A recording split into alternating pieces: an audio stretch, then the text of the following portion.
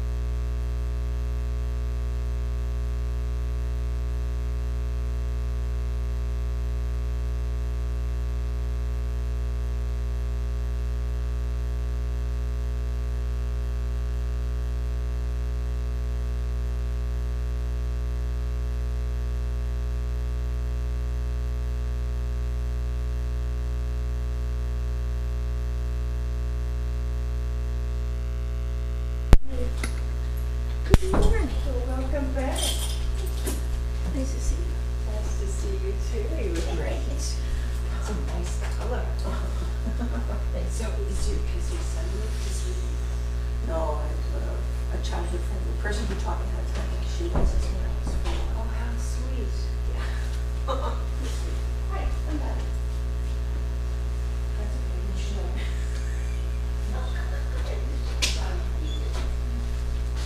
I saw you outside.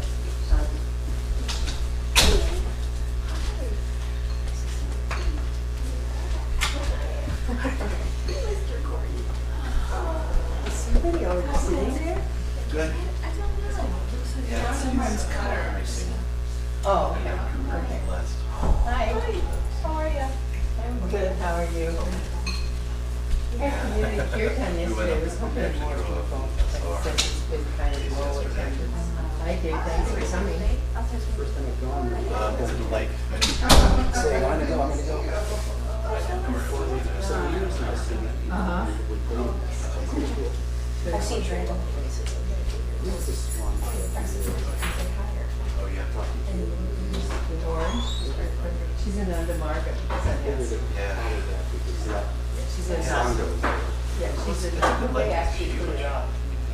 Fishing day for lunch that Sunday. Not too far. Oh, thank you so much. It's just sweet. Thank you, besides the paraffin in the beginning. And my eyes were rolling. What is your name? I'm Phyllis.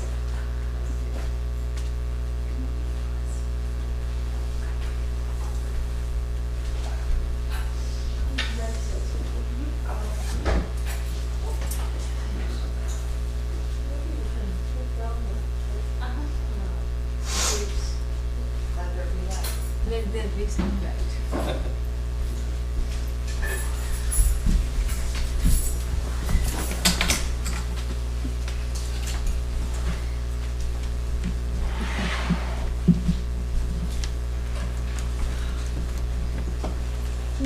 Sweden. Yeah. How was it? Lots of birds. Lots of birds. Lots of Oh.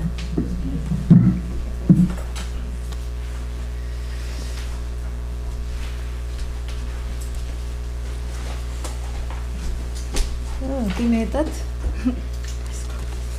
Gluten free.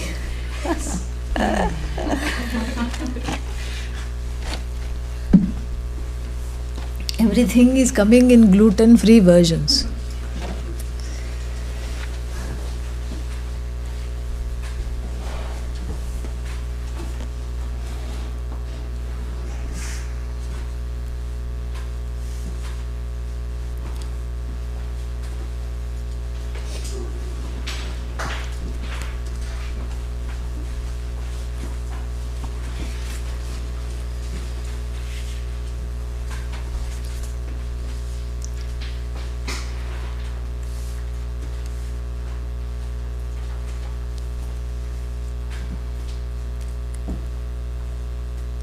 ॐ सहना भवतु सहनौ भुनक्तु सह वीर्यं करवावहै तेजस्विनावधीतमस्तु मा विद्विषावहै ॐ शान्ति शान्ति शान्तिः. We chant the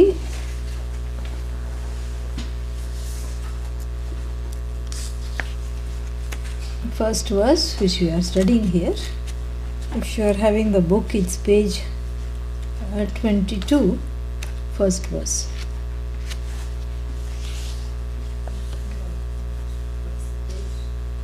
No, 22. not now. What? No.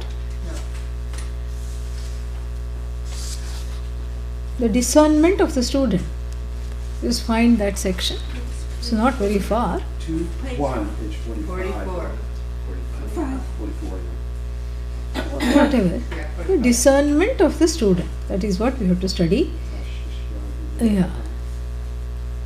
अथ अथ शिष्य विवेकः अथ शिष्यविवेकः बीजं गुरूपदेशो हि बीजं गुरूपदेशो हि जिज्ञासुः क्षेत्रमुच्यते Jignasuhu kshetramuchyate. Vivekankurajō bodha. Vivekam kurajo bodha. Drumo mokshastu tat phalam.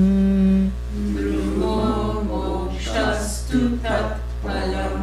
No sound here. Okay, wait. This has to be green. Connect my audio. Done. Yeah, now there should be lots of sound. Yeah, now there should be so much sound.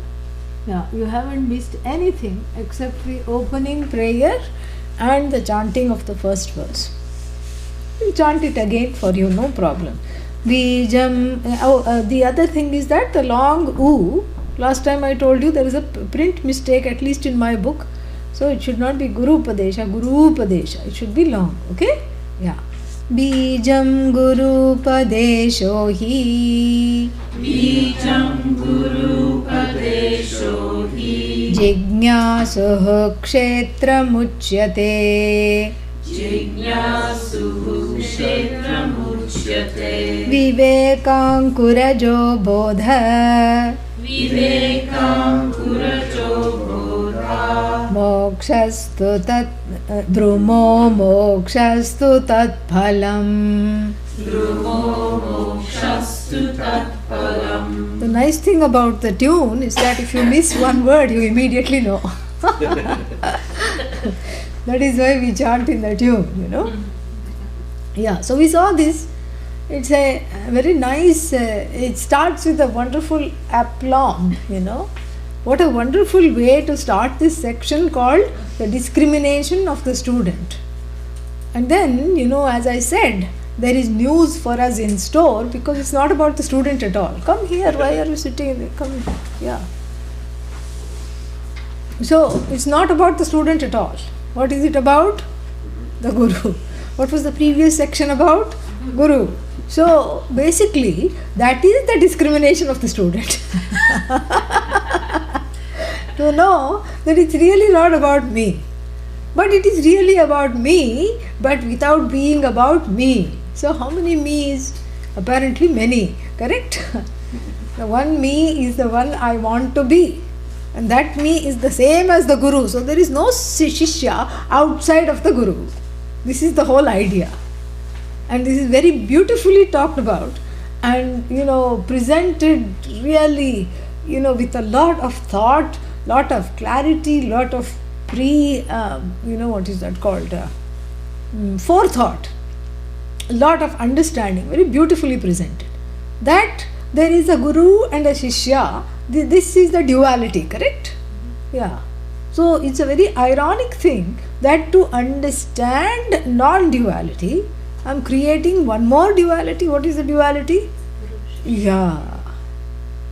You know, teacher taught. And it's one of the paradoxes because that duality, like any other duality, is what? As though. A few words we should know by now. As though, pot clay, rope snake. Then you'll be very famous in all the parties. Yes. You'll make a lot of new friends also. So, the duality is as though. Who knows it? Guru or Shishya? Guru knows it. Shishya still thinks Guru is separate from me. Correct? Yeah. And so that therefore this is the Viveka for the Shishya, the discrimination for the Shishya to know that I am not separate from the Guru. That is the Viveka. Correct? And it's a very interesting Viveka because this Viveka doesn't come very nicely, very easily also. This Viveka doesn't come. Why? Viveka here means discernment. So this discernment doesn't come because this duality, all the dualities, first what do? We collapse this duality into just teacher and student. Correct? Yeah. We take away all the dualities that are there in the world. And what are the dualities? Me and Jagat, me and the universe, me and what else? You know, Ishvara, God, me and myself. Even inside there are so many splits. So when the approach is made for the knowledge, the student is told collapse all those dualities and just have one duality to deal with, one role. What is that? You become a Shishya, and then here is the Guru. And then as a Shishya, what do you have to do? Oh, I have to go and get some Adhikaritvam. What is Adhikaritvam? Qualifications. So can you buy the qualifications in the market? No. I wish it was that easy. I have to cultivate them. What do I have to cultivate? I have to cultivate Viveka, first thing. What is Viveka? Viveka is discrimination, discernment between what and what, between what I really want, which is the limitless, which is the infinite, which is really me, and between that and what? The finite. So between Nitya and Anitya. Anitya means that which is finite. Nitya is the infinite being me. I have to focus on the infinite and let go of this. This is the next step in the qualificatory process, which is Vairagya. So because I want first I have to know what I want. What I want is that limitless freedom myself. I want to be unencumbered by self-inadequacy. I want to be unencumbered by fear and pain and sorrow, and this is what I want. Okay, so therefore what do I have to do? This doing is different. This is not doing as in digging another hole for oneself. No, this doing is really understanding that everything that I have been doing is useless. That is the understanding. And this is called Vairagya because the means and the ends don't match. I want self-contentment, therefore I want to be famous at work. What is the connection? Well, I get very contented when somebody praises me. Okay, what happens when they don't praise you? Oh, discontented. You see? So I understand that this wrong link that I have made between seeking approval and getting approval, either at home or at work or on the internet, between this seeking of approval, and what I really want is forever to be approved. And is that possible in this universe? No. Everything that goes viral then gets a virus. That's what happens. Afterwards, it is replaced by something else. So this whole thing that I have been doing to get rid of self-inadequacy, all the doings have to be bundled up and then put away in the attic. This is what I have to do. The doing is actually an undoing of everything that I have been doing. So this is the second qualification, correct? And then what? Viveka, Vairagya, and then six-pack. Six-pack means what? This is the bunch of six, that is actually one. A certain mental frame that I help myself with. A kind of a composure, so to speak, because my focus now is on the teaching, on liberating myself from this encumbrance, from this heaviness of self-judgment, self-inadequacy. And so therefore I have Shama, a resolved mind, more or less resolved. Dhamma means what? The resolution, a quietened mind along with a quietened body. Dhamma here is the body that is not always ready to, not always on the defensive. And then Uparati, letting go of sweating the small stuff. Then what? Titiksha, forbearance, willing to put up with discomfort for the sake of self-knowledge. All this is for the sake of self-knowledge, these qualifications. And then what?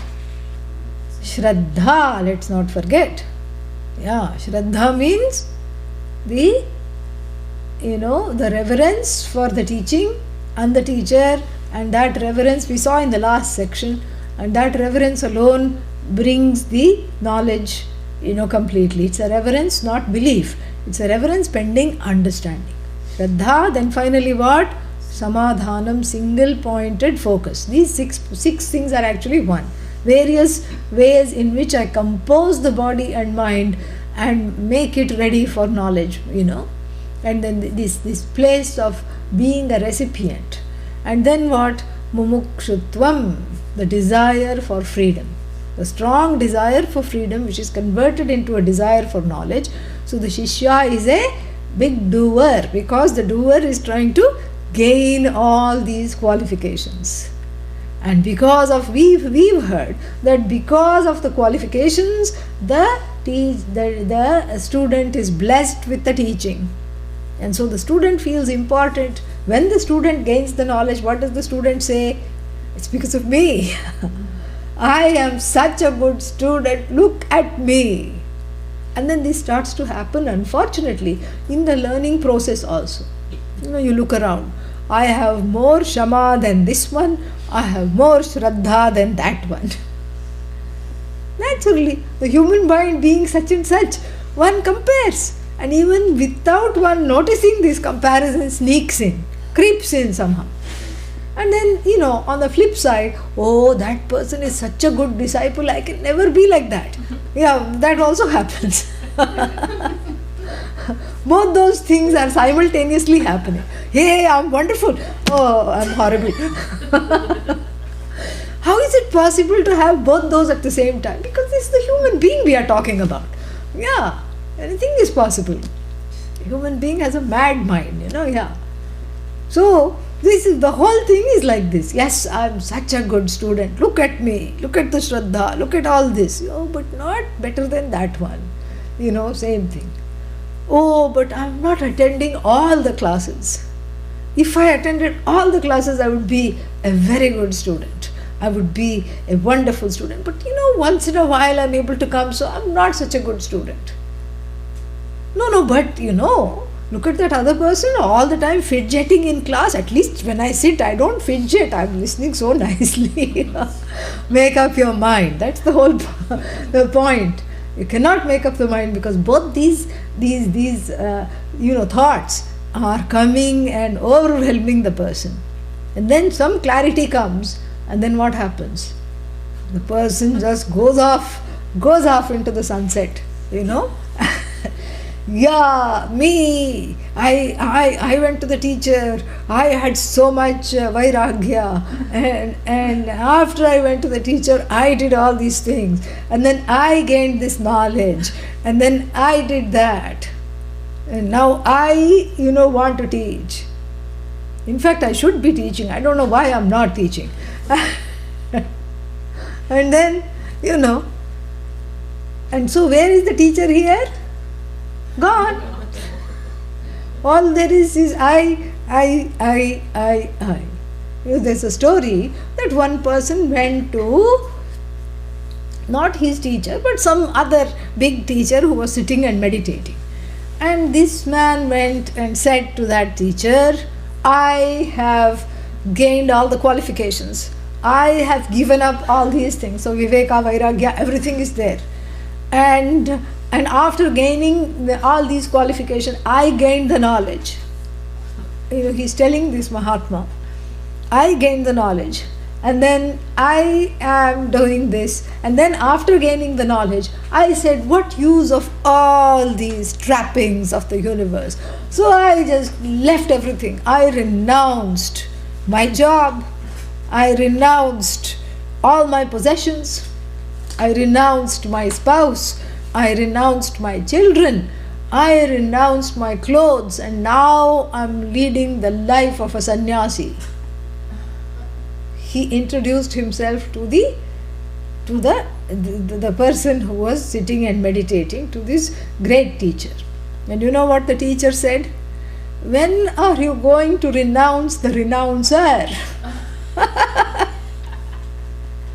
Yena tyajasi tatyaja, through which you have done all these renunciations, these wonderful acts of renunciation, all these renunciations through which ego, through which ahankara you have renounced, when are you going to renounce that, oh my dear fellow?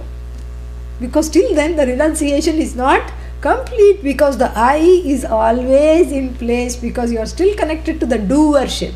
Before you were accumulating, you were the accumulator, now you are the renouncer. What has changed? Nothing has changed. So Narahari knows very well these lot of these subtle pitfalls in the gaining of this knowledge.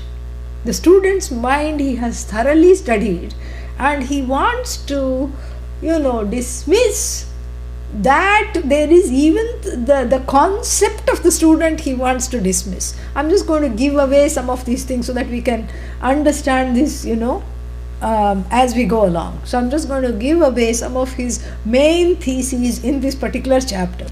So one thing is this, that as long as the concept of the student remains, the student will not get self-knowledge.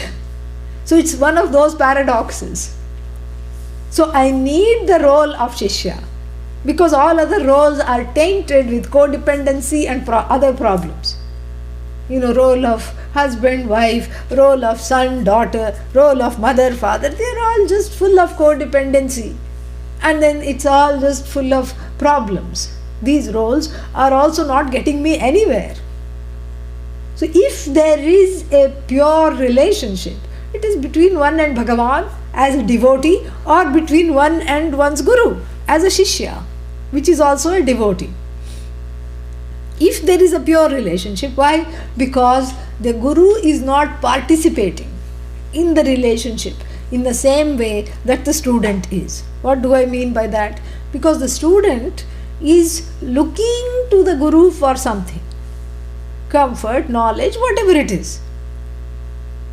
And then in giving this knowledge to the student, in reassuring the student that you are okay, that is the comfort.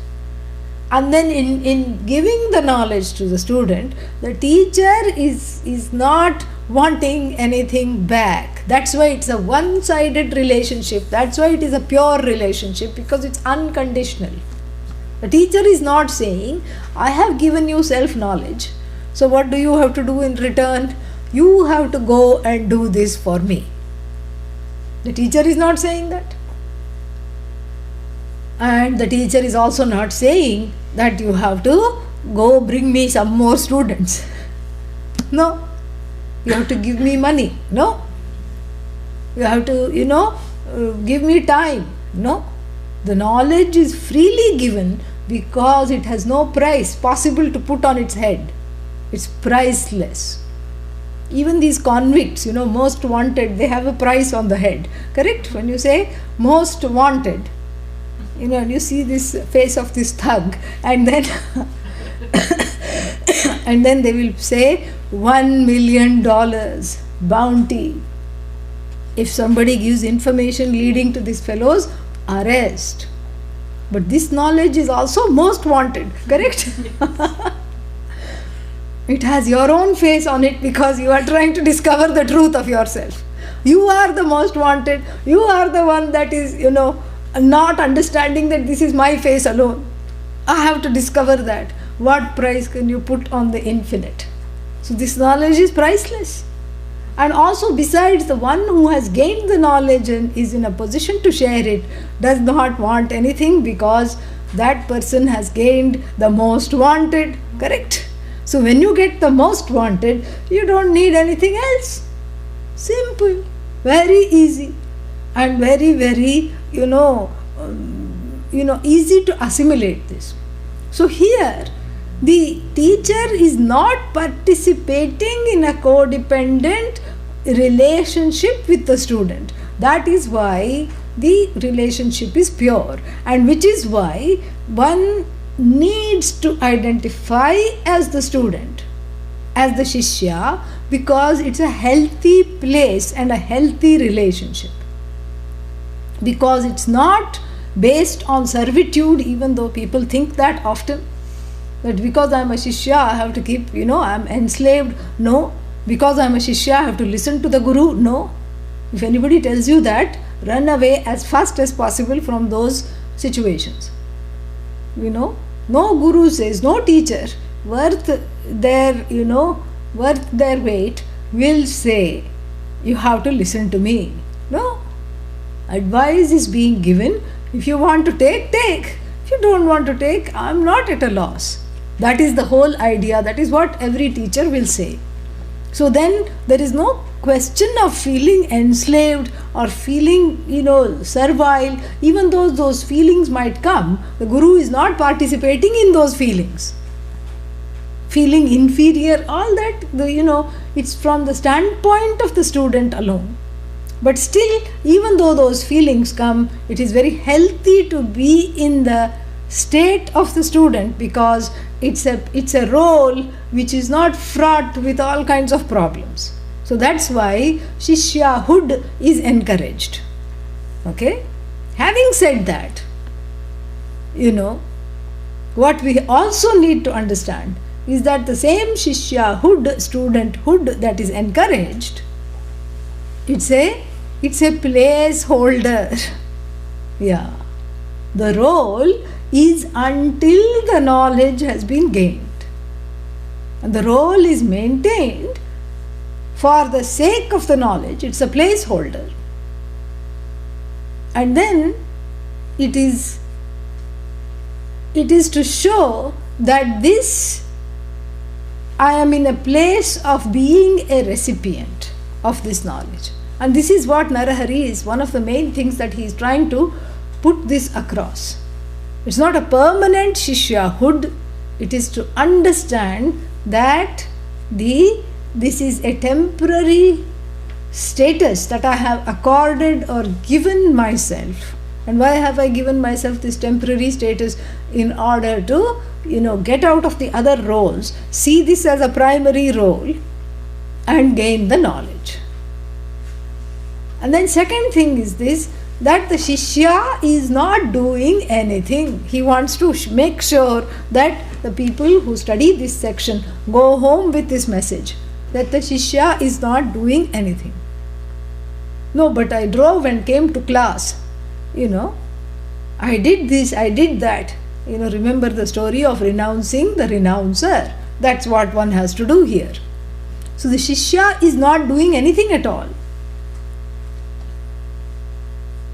Just like even the earth, which receives the seed, like when you plant a apple seed, apple tree grows, and you plant the seed, the earth is of course needed, but the tree grows out of what? The seed, not the earth. He is going to say this. So the ahankara of the Shishya is very, very interesting. The ahankara connected to the Shishyahood, that's what I mean by ahankara of the Shishya, is very interesting. On the one hand, it is subsumed by this sense of I am different than the Guru, I'll never get this. And on the other hand, the slightest little escapade into clarity makes it forget everything other than itself as a doer. This is what has to be let go of. This kind of a dual place of this student, where on the one hand I'm very happy being a student, but on the other hand I don't feel like I'm getting anything. I feel like I'm different than the teacher. All this is going to be completely clarified in this section. So the first one, he is looking at the whole sense of the tree. We saw this. We saw a lot of metaphors connected to the tree. Usually when we talk about tree, what is it? Tree of samsara. Here it's the tree of moksha. The tree of moksha, what is there? The seed is the Guru Upadesha. The bija, the seed is the Upadesha, the teaching. And the student is a qualified student, I might say, is the loamy earth. Yeah. After the rains ready, the rains are the Shraddha, and then the Viveka and Vairagya, it has been tilled, ready to receive. And then the seed is placed on this nice loamy earth. And then the tree grows and the fruit is moksha. The fruit of this tree is moksha. So in other words, don't worry if it takes a long time. He's also assuring the people here. Because the tree doesn't grow overnight. Why? Because there are so many, partly it's the process. But it will grow once the seed has been put, the tree has to grow. Similarly, once the knowledge takes place, moksha is being yourself, being already attained. It's an attaining of that which is already attained. It will happen, it is happening. There's no reason it will not happen. But then there could be some winds, some years of drought in the mind of the student, okay? Yeah. Years of drought and some, tsunami, winds, etc., typhoons, so many things that can come in the way and can delay the gaining of that which is already gained. And so therefore what is talked about here is that it is like a tree. It grows like your own clarity. It keeps growing and then it fructifies. So that is what he is saying here. And then more also he is creating a certain metaphor here based on mokshastu tat phalam. So Bijam Guru Upade. So this is just the direct meaning that we have seen. That the seed and the tree and the earth. This is what it is. So Viveka Ankurajaha. So the sprout is the discernment. Your own discernment is the sprout. And then Bodhaha Drumaha. The tree is the tree of knowledge and moksha is the fruit. And then here the first line, Bijam Guru Upadeshaha Jignasuhu Kshetram. So we alluded to this last time in the 13th chapter. We have what? We have Kshetra and Kshetrajna. What is Kshetra? The field. And then there is a very beautiful section. Kshetra, field. Kshetrajna, the knower of the field. So the field here is the student.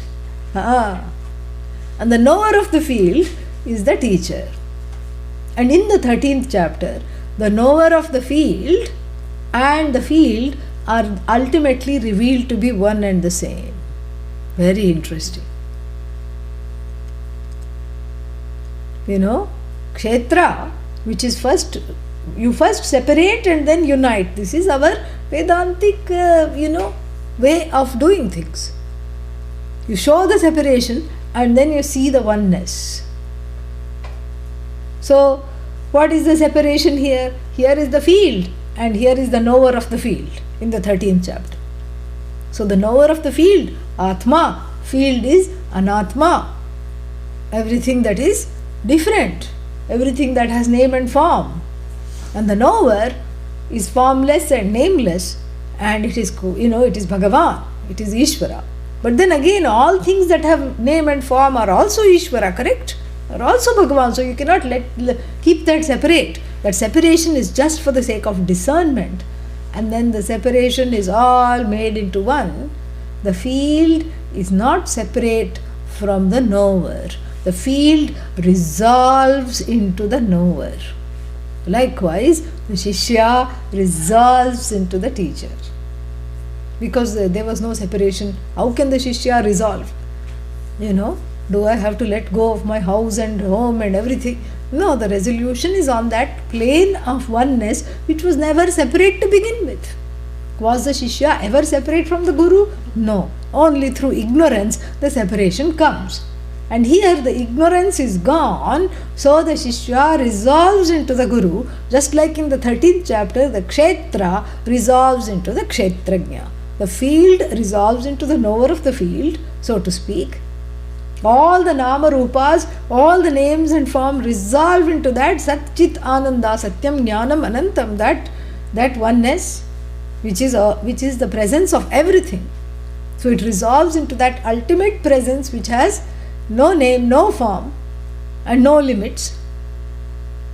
And everything in this world is what?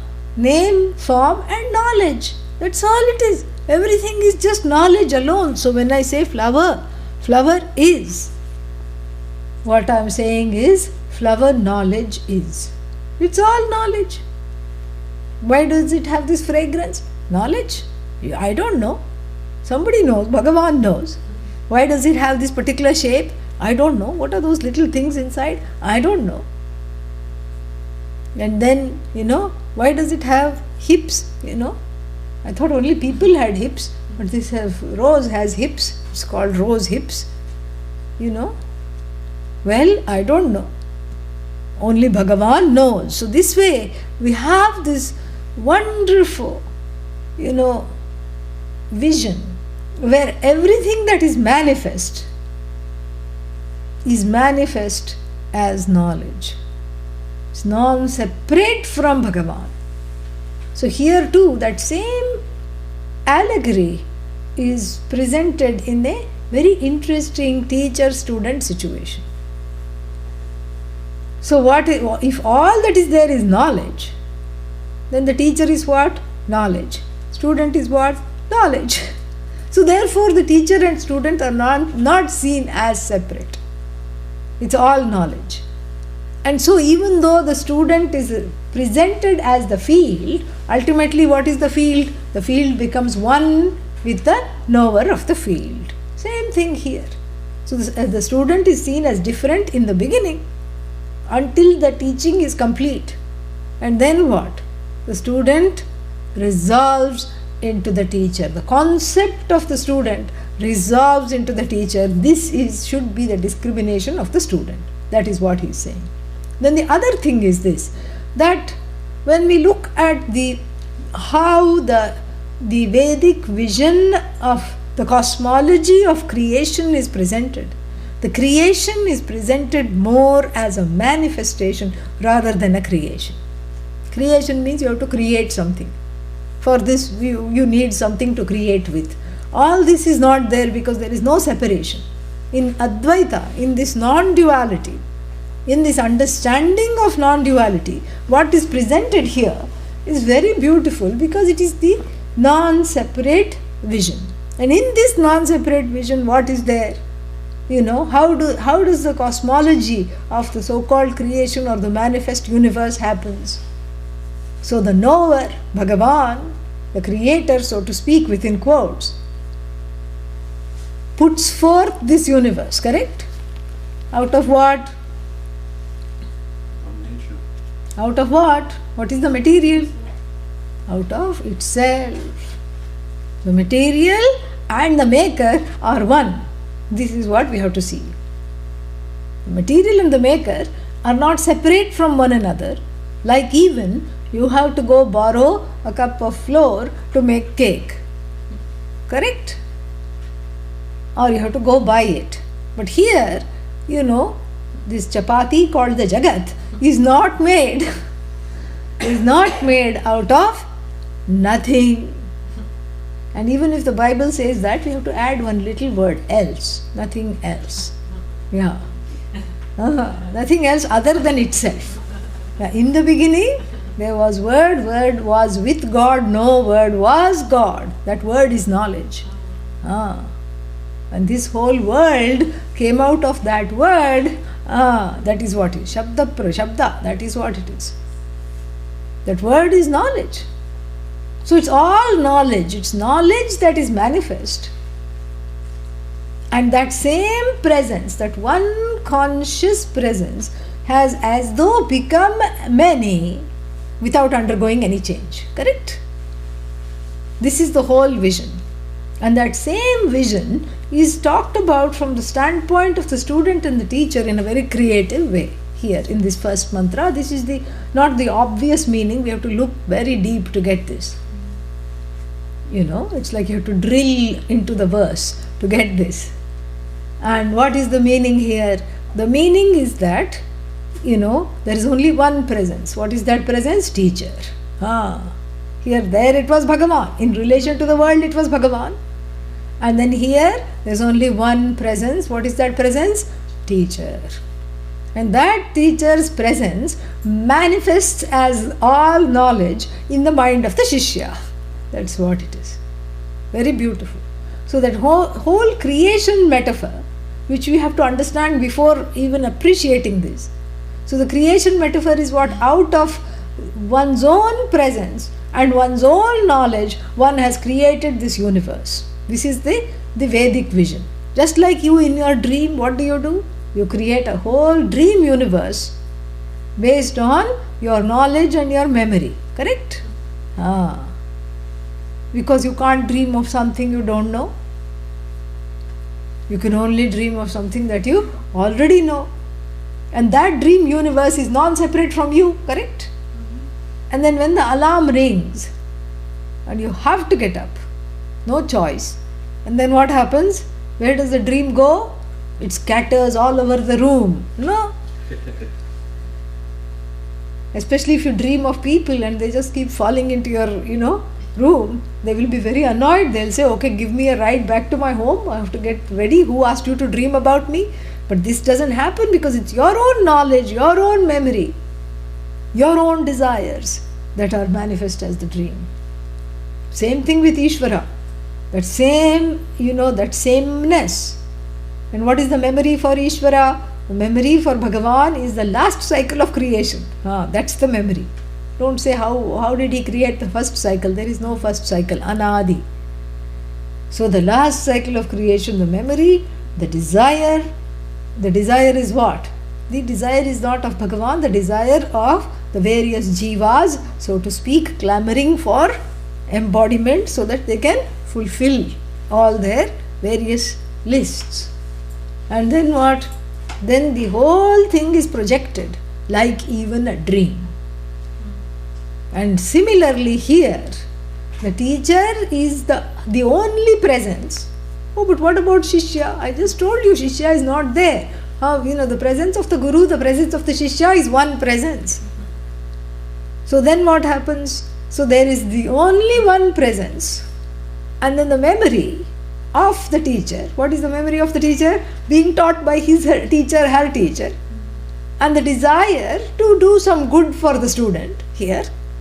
And the memory and the desire and of course all knowledge manifests as the student. That's all it is. Very nice. So this whole thing we have to appreciate, from the standpoint of this universe. How the universe is manifest according to the Hindu Dharma. Very beautiful, very deep. And then a few facts are pointed out very nicely. Let us read further. It's not as simple as it looks, okay? Yadyapi kshetra bijabhyam vina nadruma sambhavaha kintu bijamupadanam nimittam kshetramuchyate. So here, fact number 1. What is the fact? In order to have a tree, what do you need? Do you need the seed? Yes. Do you need the earth? Yes. You need both of them, correct? So yadyapi, even though kshetra bijabhyam vina, without the kshetra. What is kshetra? The earth. And bija, what is bija? Seed. Without the seed and the earth, druma sambhavaha na. So drumasya sambhavaha na bhavati yadyapi, even though the tree is not possible. It's not possible to have the tree without both the seed and the earth, correct? Tathapi, kintu means what? But let us be clear that here we have to understand what is the tree. The tree is knowledge, moksha. Now what is the seed? Teaching. Who's teaching? Guru's teaching, we have to remember. And then what is the earth? The student's mind, correct? So the mind of the student is needed and the teaching is also needed. Kintu, but even though both are needed, the bijam upadanam kshetram nimittam iti uchyate. Upadanam here means the material The material for this creation, what is the creation? Into an enlightened disciple, into a future guru, whatever you have to see. So this material for this transformation is the teaching, and the student is nimitta. Nimitta here, even though it's a technical term, it must be not looked at in a technical way. Nimitta here is more like the word nimitta used in the 11th chapter of the Bhagavad Gita. Nimitta matram bhava savyasachin. Where Lord Krishna says, you are just an excuse. I have already killed these people that you are worried about killing. They have already met with their karmic retribution. You are just an excuse. So don't try to take on the doership. That is what. So here nimitta means the student is just a place where this seed fructifies into another tree.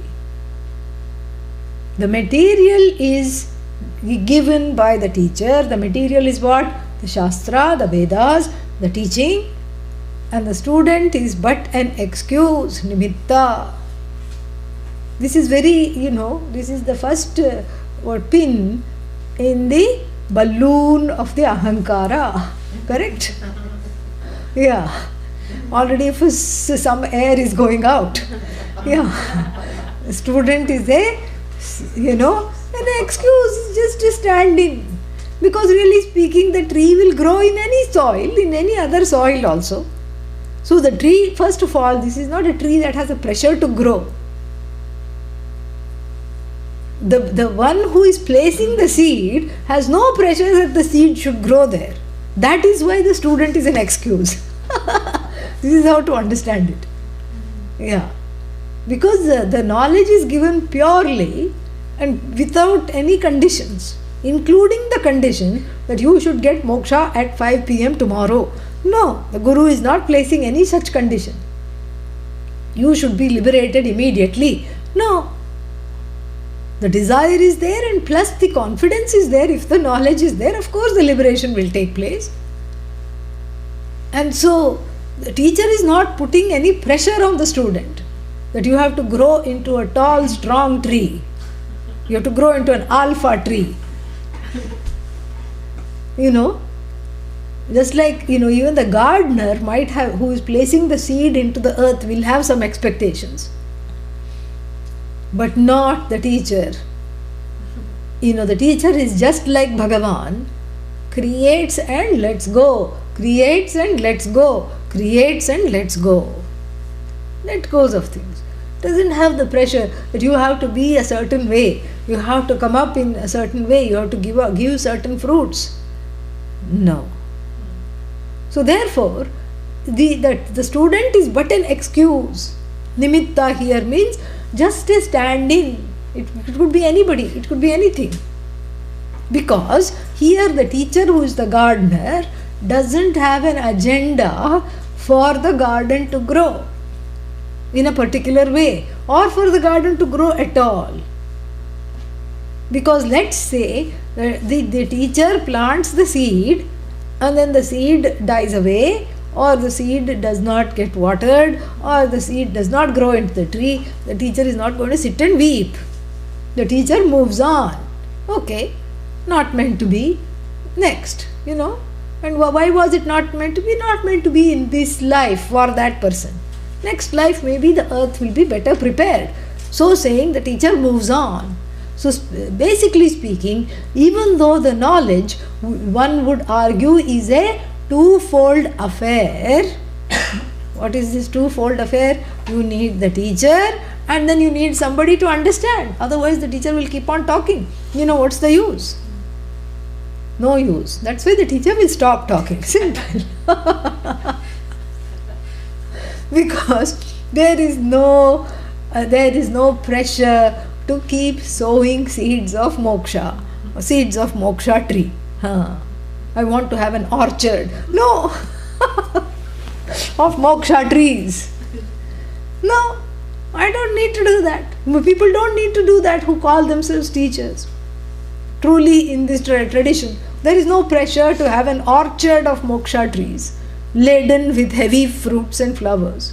and plus there is no pressure that those moksha trees will irrigate new seeds and drop them underneath them, and those trees will grow, saplings will grow, and then we have a, what is that, a moksha lineage. No such ambitions. In fact, it is the lack of ambitions in the teacher which makes the teacher true. Yeah. The ambition is there in the form of a blessed desire. Why is it a blessed desire? Because it is not binding in any way. The desire is blessed because it's not binding. Binding means it's not creating bondage in the student that I have to do this way, I have to get this, otherwise the teacher will be mad if I don't have moksha. So therefore I have to be mad after moksha madness. No such thing. It's a very relaxed atmosphere, and then the atmosphere is just like a seed that is playfully thrown on the earth, and let's see what happens. Maybe it will take root, maybe it will flower, maybe it will fruition, but maybe it won't, it doesn't matter. So therefore, even though two things are needed for the tree to grow, the earth is not important, because the tree that grows blesses the earth, here the student, not the teacher. This we have to understand. So it doesn't matter whether the tree grows or not. It doesn't matter if the seed splits and sprouts. It doesn't matter, because the knowledge is safe with the teacher. And then if it is given and received, well and good. If it is given and not received, well and good. So therefore, the student is but an excuse, because there is no pressure to have this tree grow in the backyard at all. It's a very, very wonderful reminder that one as a student is not doing the teacher a favor by coming to class. किन्तु बीजम् उपादानं निमित्तं क्षेत्रम् इति उच्यते. द्रुमो बीजपरिणामः द्रुमो बीजपरिणामः नक्षत्रपरिणामकः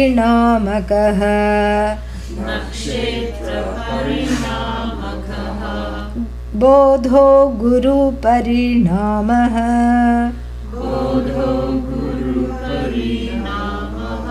न शिष्यपरिणामकः.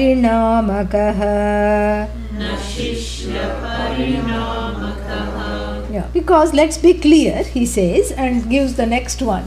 What does he give the next one? The next verse, he clarifies it. Parinama means the course, not parinama. With a short e means result. Parinamakah, transformer. Parinamakah means the one who transforms, the agent of transformation, the transformer. And parinama means the course. So here it's a word play again, the famous Narahari's word plays. Drumaha, the tree, bija parinamaha. So the tree is the natural course of what? The seed. The natural course of the seed is what? The tree. Drumaha bija parinamaha. Nakshetraha parinamakaha. So the natural course of the seed is to grow into a tree, and therefore you cannot call the earth as the transforming agent. Very interesting. The earth is not a transforming agent, because you see, this is true. Sometimes you see in India, the tree will grow in between two buildings out of the concrete. It will grow because it's just meant to grow there, and you see that it is taking the air. If something is meant to grow, it will happen. So, nakshetra parinamakaha. It's not the two meanings here. The earth is not the transforming agent that made the seed into the tree, because the blueprint of the tree was in the seed. If you cut open the seed, you don't see a baby tree inside, but the material is there, the DNA is there, and people who can study that will be able to predict from the seed what kind of tree, how tall it will grow, how resistant it will be to diseases or not, how long it will live. Everything you can map from the seed. So what is this earth? What is the earth doing? You cannot say that the earth magically transformed the seed into the tree, because the seed was going to, in course of its time, grow into the tree. One meaning. Second meaning, the parinamakaha means as a consequence. So you cannot also say that the teaching is the student is the consequence of the teaching and the guru is the cause. You cannot even say that. You cannot say cause and effect either. You know, because what kind of an effect we are talking about? In effect that is non-separate from the cause. So then what is the student? Nada, nothing. Another pin in the ahankara balloon. Yeah, so here the next line sums it up nicely. The next line says bodha. So the bodha is the seed, correct? The same metaphor is being followed. Bodha guru parinamaha. So the knowledge is as because of the teacher. Knowledge comes in course of time because of the teacher. Na shishya parinamakaha. The student is not a transforming agent of this knowledge. The student has nothing to contribute. Zero. Not even the presence. You know, because this really makes it complete. Makes it totally complete. No, but already I was feeling bad. Now this is making me feel worse. It's not here to make you feel worse. It's here to show that the student is not a co-creator of this knowledge. And the sooner one understands this, the better. So really speaking, you know, it's like that. You know, there is one senior disciple of Pujya Swamiji, very famous. He teaches in Chennai, Swami Paramarthananda. And when he first started to teach, you know, he discovered something, quote unquote. And he was ecstatic because he said something that sounded so different. And he said, I don't think Swamiji had said this at all. I have discovered this. And then he went home, he was so joyous after the class. Then he looked back at his notes, the same thing was there. This is a fitting example to talk about here. This is exactly how it is. So when you say, I know this, this I know this comes at the end of a 10,000 year lineage. You know? Even if you say one guru for every 1,000 years, 10,000 teachers have already said, I know before you. So better to resolve in the I know, as I am all knowing, rather than to catch hold of the I, that is the agent of knowledge. Because as this is very important, because the Shishya's discrimination of the Shishya, fact number 2, is that as long as the Shishya thinks I am the knower and I am the agent of the knowledge will not come. It will not come. That is what we hear in the beautiful example, story given in the Kenopanishad. In the Kenopanishad, the teacher asks a question. What is the question? Who knows Brahman? Please raise your hand. And the student who sits right in front, the apple polishing, wanting to do right all the time, raises the hand. You know, Vedtham yadi manyase Brahma. The teacher says, very, very blandly. If you say you know Brahman, then dabhrameva, your knowledge is like a small flint of dust, piece of dust. Oh, the student slowly brings down the hand. Oh. Then another student, equally eager to please, raises the hand. I don't know Brahman. Maybe that's the correct answer. And the teacher says, if you don't know, of course, you're just advertising your ignorance. You don't know.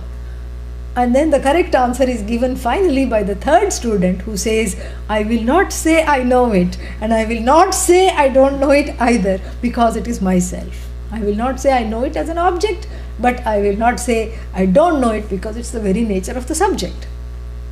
And this is the whole idea. As long as the knower is in place, the knowledge will not take place. Even if then you are not the correct place. Place means what? Kshetra, the field.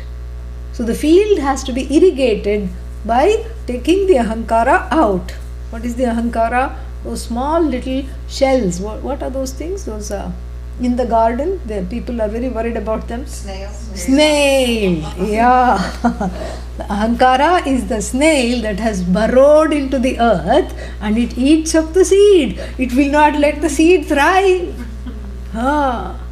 So those snails have to be carefully. The snail, you see, has a nice house on its head, and then it just struts around. I mean, if you really peel the house away from the shell away from the snail, it's the most vulnerable little creature. You can just go foo and it will die. Correct?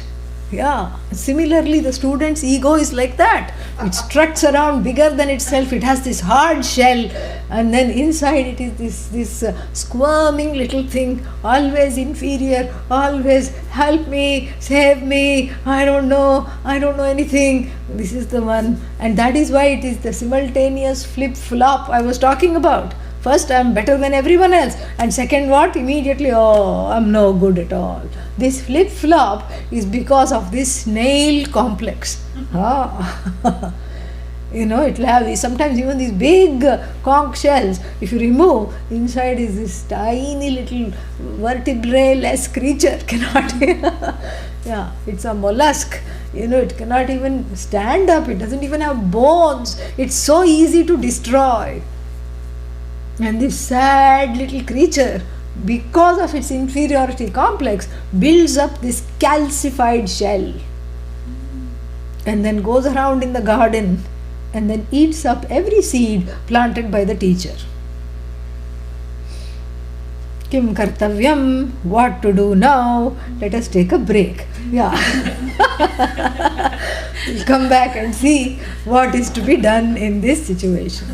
Om Purnamadah Purnamidam Purnat Purnamudachyate Purnasya Purnamadaya Purnamevavashishyate. Om Shanti Shanti Shanti. Harihi Om Shri Gurubhyo Namaha. Harihi Om. Yeah, we are warming up, right? Yes. So we'll come back 10-15 minutes.